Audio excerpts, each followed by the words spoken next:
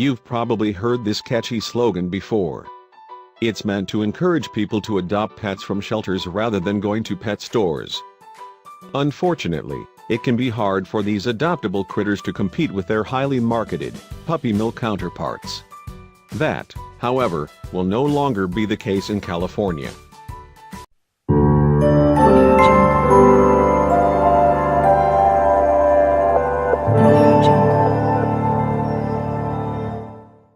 California Governor Jerry Brown signed into law Bill AB 485 earlier this month, which will soon be implemented as a statewide ban that will bar the sales of animals commercially raised in puppy mills.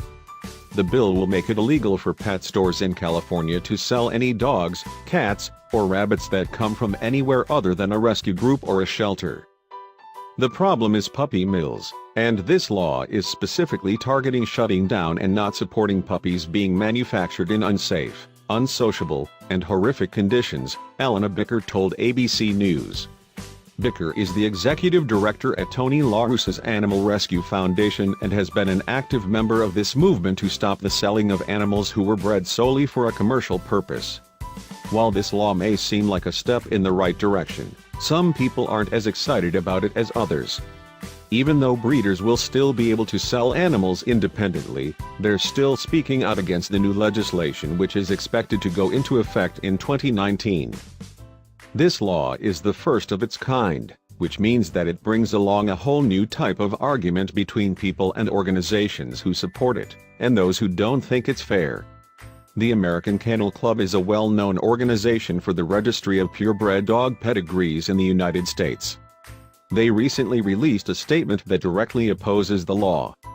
Their statement is a lengthy one that looks at the history of the animal activist groups that have sought out this new type of legislation on local and national levels.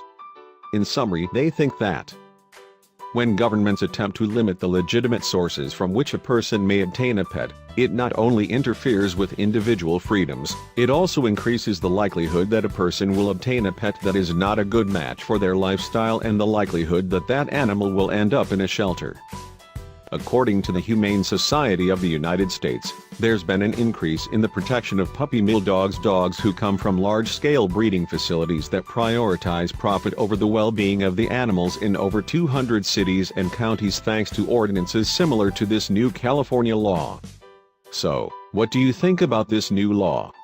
Let us know in the comments.